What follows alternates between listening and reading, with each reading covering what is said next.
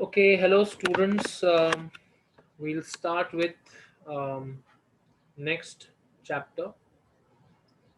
That is chapter number 3.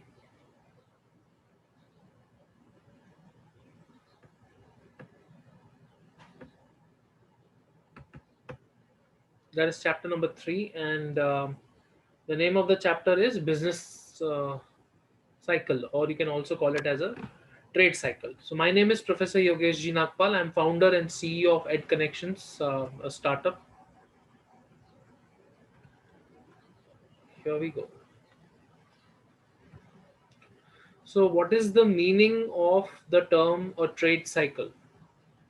A trade cycle refers to fluctuation in economic activities, specifically in employment, output, and income, prices, profits, etc. It has been defined differently by different economists. According to Michel, business cycles are of fluctuations in economic activities of organized communities. So there are various business cycles or trade cycles. That means there are changes in the nature of business. Sometimes the business will do really very good, and sometimes the business might not do as well as we thought. So these changes in the business that happens is called as fluctuation, and it is termed as cycles. That is trade cycles, or you call it as business cycles, whatever you want to call. So these are changes in the economic activities of communities. So you'll understand in depth as we move ahead. So what are the features of business cycle? They occur periodically. So it is not that, if we are making profits, all of us are earning a lot of money. It is not that we are going to continue to earn money. There will be ups and downs. So business cycle is nothing but ups and downs, and it occurs periodically. Periodically means each phase has a period, like how we grow up. So we have a childhood, then there is a youth, then there is career. So we grow periodically. Similarly, business cycles also grow periodically, somewhere between 2 to 10 or even 12 years. So one phase will take around 10 to 12 years, and then it will go to the next phase. Then they are synchronic. This phases that we are talking about are in sync, which means uh, first we have a bad phase, then we move to a good phase. So all are connected to each other. With the problems that are there with business cycles, whether it is good or bad, all the sectors get affected. So it is no sector remains left out in a good business cycle. No sector remains left out in a bad business cycle. So all get affected, whether it is capital goods, consumer goods, it could be anything. It is a complex phenomenon. It's very difficult to understand why things are changing the way they are, why things are not moving in the kind of direction that we all know about. So it's very difficult to understand or even predict whether good time is going to come or bad time is going to come. So we need to be prepared of any kind of situation. Now, because of COVID-19, we are also going through a phase where we are not making money. So we are not into business. So which means what, that we can't predict how long the COVID will stay. We didn't know how COVID came into picture. All these things are unpredictable, unimaginable, and that's why it's a very complex phenomenon. It's very difficult for any normal human being to understand how business moves from one point to another, one phase to another phase. Okay. Affect all departments along with industries. It affects all the departments. So trade cycles are not only limited to output of goods and services. It has effect on all the other variables. So it'll impact employment, it'll impact the rate of interest, it'll impact the price levels, investment activity. Not just one department gets hit, but all the departments will get hit. International in character, trade cycles are contagious. They do not limit themselves to one country or one economy. It is not like that. So, If a problem is there in the business, if the problem is there in the trade, all countries will get impacted, whether India or US or any country. Okay, so they're very contagious, and they spread to other countries very easily. So if there's a problem going on in India, definitely that will be connected also to a problem in China or the US. So they are all interlinked, interconnected. Let us now reveal what are these business cycles. What do they look like? So if you look at this, it is shown in a arrow manner, considering expansion, which goes to a peak. Then we have recession. Recession is a time where things don't work according to us. Then we go into a tough phase, that is depression. Then there's a trough. Then again from depression we go to the next phase, that is recovery, where we expand, and there's a peak. We reach a peak, and again there is recession. So you saw expansion as a word has again come back. So the four stages of, or four phases of business cycle are expansion, recession, depression, and recovery. Okay, and you'll see expansion again, expansion and recession. So it's a cycle. That's why it's a cycle, because it doesn't stay at one particular thing for a longer duration. As I told you, 2 to 10 to 12 years, it remains as it is. These are the four phases of business cycle. Now, there are causes for these business cycles. There are internal causes and there are external causes. Okay. So, what are these internal causes? We'll see that. So, the internal causes, they include changes in demand. So, Keynes economists believe that a change in demand causes a change in economic activities. When the demand in economy increases, the firms start producing more goods to meet the demand. So it happens because of change in demand, because old goods are no more relevant. So we need to produce new goods. So the companies who are working with the old goods are no more effective. So automatically, because of the change in demand, we are seeing that there is a demand in the economy which increases, and firms start to producing more goods to meet the demand, and old goods are almost out of the window. Then there is fluctuation in investments. Just as fluctuations in demand, there is fluctuation in investment is one of the main causes of business cycles.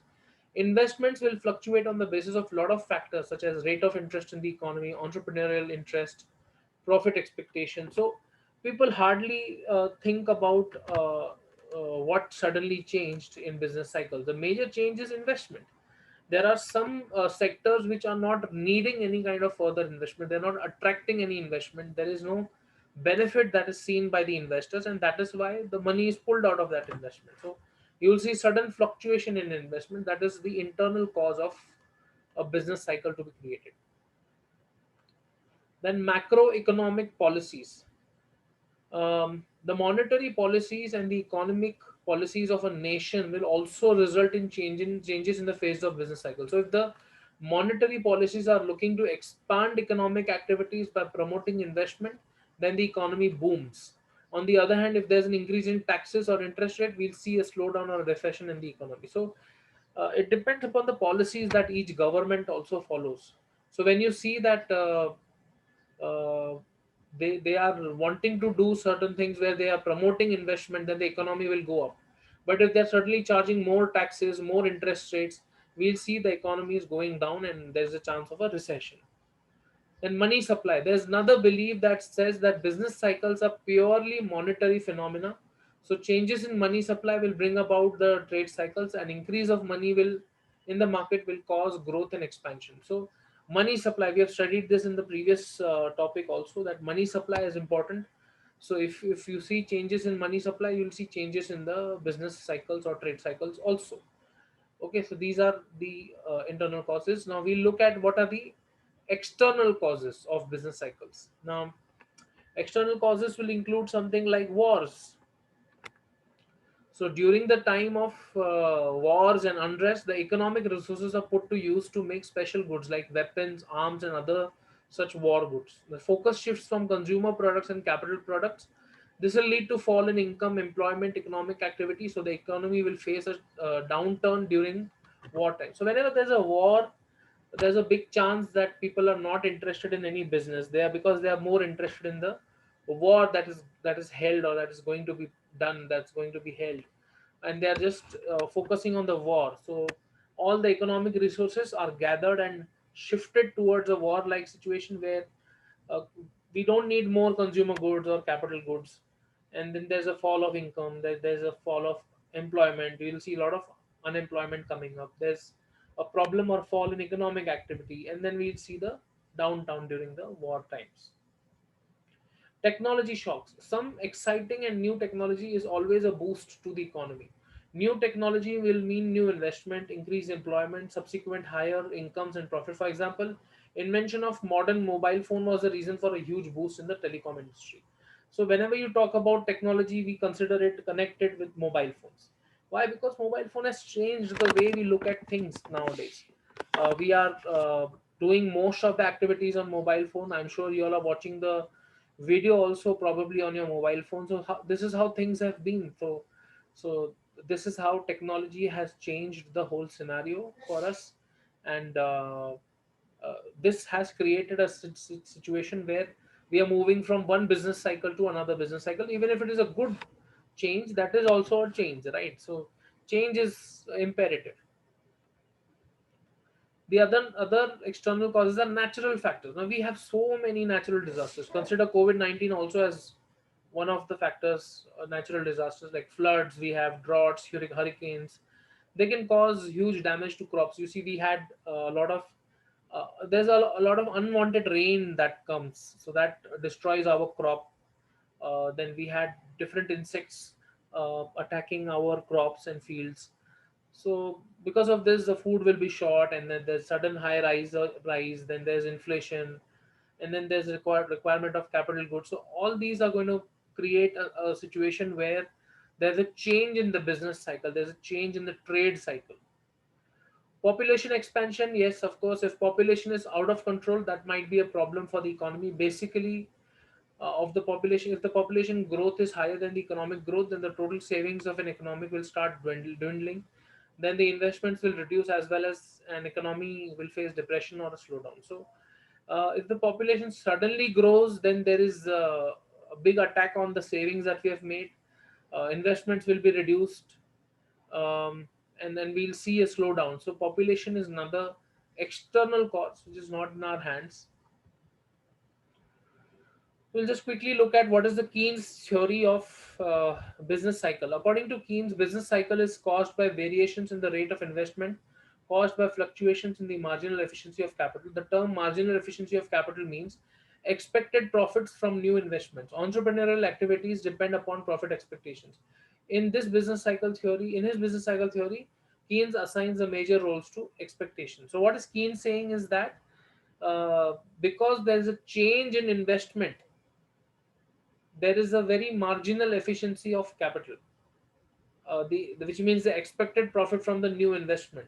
And whole entrepreneurial activity will depend upon profit expectations. Okay, so business cycles are periodic fluctuations of employment, income, and output. According to Keynes, income and output depend upon the volume of employment. Volume of employment is determined by three variables, that is, marginal efficiency of capital, rate of interest, and propensity to consume. So, if you look at marginal efficiency of capital, suppose I have invested money, how it is going to engage more and more people into business is it should be seen. What is the rate of interest that I am going to pay for using that capital? What is the propensity to consume? I mean, how many people are going to consume the products that I'm going to produce? So all these factors are affecting the change in the uh, input output, and then that's why there is a change in the business cycle. The course of a business cycle, according to Keynesian theory, runs as follows. During the period of expansion, the marginal efficiency of capital is high. Businessmen are optimistic, that is positive. Investment goes on at a rapid pace. Employment is high. Incomes are rising. Each increment of investment causing a multiple increase of income. So, the course of a business cycle, according to Keynesian theory, is that if the things are good, the efficiency of the capital that is invested is high, and people are positive. There's huge employment, income is generated, and all the positive things keep happening. That is according to the Keynes theory of business cycle.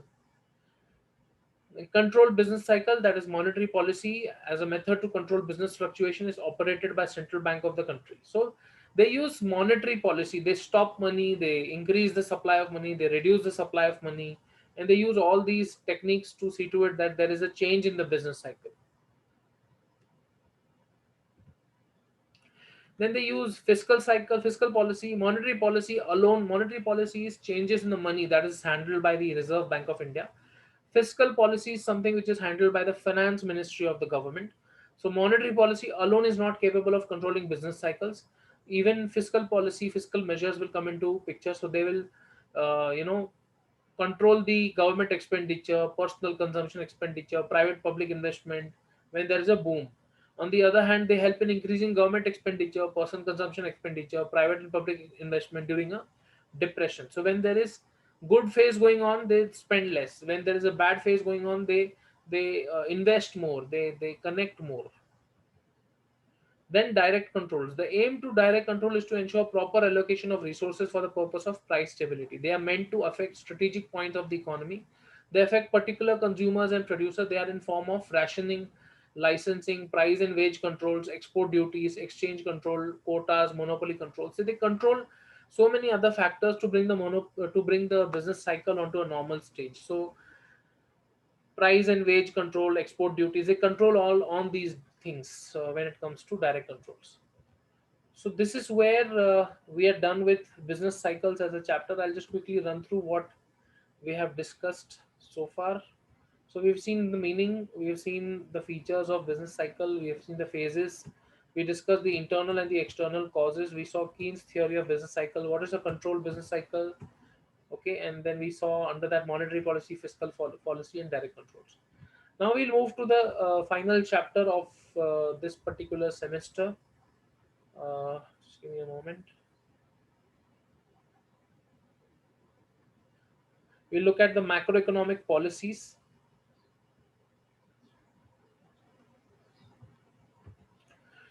So, what are the main objectives of macroeconomic policies? Macroeconomic policies are policies made by the government. So, what are the main objectives? Full employment, price stability, economic growth, balance of payment equilibrium and exchange rate stability, and social objectives. These are the aims of big policies that are made. So they see to it that there is full employment. They see to it that is price remains the same. They see to it that the economy grows. They see to it that there is a balance of payment between exports and imports. They see to it that the social aim of running a government is achieved. So macroeconomic policies are big policies that are made. We'll talk about that in detail. And what are the main objectives of macroeconomic policies? We just discussed in detail that, okay, full employment, price stability, economic growth, BOP, and social objectives. What is monetary policy? So what exactly do we mean by monetary policy? Monetary policy refers to actions undertaken by a nation's central bank. So, who's the central bank of our country? That is Reserve Bank of India, (RBI). Actions undertaken by nation's central bank to control the money supply and achieve sustainable economic growth. So, when they control the money supply, if they increase the money supply, that is monetary policy. If they reduce the money supply, that is monetary policy. All that is done by RBI comes under monetary policy. So there are two ways to look at monetary policy. Either it can be expansionary or contractionary. Either you want to expand the economy or contract the economy. So what do? They have OMOs, that is open market operations. They have direct lendings to banks. They have bank reserve requirements. They have unconventional emergency lending programs or managing market expectations subject to central bank's credibility. So they have all these tools to control the money supply or control the situation in the market, which will lead to a change in the trade cycle or a business cycle. So why do they have these monetary policies in place? What exactly do they look at? What exactly they are wanting to change, or what is the control that they are looking at? The main objective of monetary policy is to have a control on inflation. So they don't want inflation to rise. So with money supply increase, with money supply decrease, they try to manage inflation, deflation, stagflation. We've discussed all this in the previous session. So Monetary policy is basically used, one of the main reasons is inflation. Second is unemployment. They don't want people to remain unemployment. So with the help of monetary supply, they make it easy for people to create employment, create jobs, create people work opportunities. So they want to reduce unemployment. So this is another objective. And the third objective of monetary policy is to have a control on currency exchange rates. We don't want suddenly dollar to be expensive in the market, and they want to have control over the rupee control measures are taken in terms of dollars. So that's what are the major objectives of monetary policy. As we told, there are two methods or two ways of looking at monetary policies. One is expansionary, the other is contractionary. So if a country is facing a huge high unemployment rate during a slowdown or recession, the monetary authority can opt for an expansionary policy aimed at increasing economic growth and expanding economic activity. As a part of expansionary monetary policy, the monetary authority offers lower interest rates through various measures serving to promote spending and make money saving relatively unfavorable. So expansionary measure wherein they see a lot of unemployment is happening. So what do they do? They reduce the rate of interest. Okay, so you get lower rate interest loans through various measures, and they promote spending. So you will take loan. Let's say you are not planning to buy a car, but now that the rate of interest for car purchasing loan is reduced, you can now purchase it by zero cost interest, zero cost EMI, or some other schemes where you don't have to pay the money upfront, and you have to you got the loan at a cheaper rate. So this is just one of the examples of expansionary monetary policies. Increased money supply in the market aims to boost investment and consumer spending. Lower interest rate means businesses and individuals can have secure loans on convenient terms to expand productive activities and spend more on big ticket consumer goods. An example of this expansionary approach is the low to zero interest rates maintained by many leading economies across the globe since 2008 financial crashes. So, if you reduce the rate of interest, the money supply is increased in the market, and automatically investment and consumer spending will start increasing. And that is one of the strategies for monetary policies. Contractionary methods are okay, now you increase the money supply. So if the money supply is increased, you'll have higher inflation, cost of living will increase, cost of doing business will increase. Contractionary monetary policy increasing they increase the rate of interest, the growth of economy will slow down, and economic growth, unemployment will increase. But it is basically to cool down the economy and keep it in check. So it is not to push us back, it is just to reduce the pressures. It is to avoid taking unnecessary pressure. So in the early 1980s, when inflation hit high record highs and was hovering in the double digit range of 15%, the Fed raised its benchmark increase rate to a record 20%. Though the high rates resulted in a recession, it managed to bring back inflation to a desired range of 3% to 4% over the next few years. So these are certain techniques used to have contractionary measures. So we were discussing how do they do it. There are tools of monetary policy. There are three tools: interest rate adjustments, change reserve requirements, and open market operations. So what is each of that? We need to understand.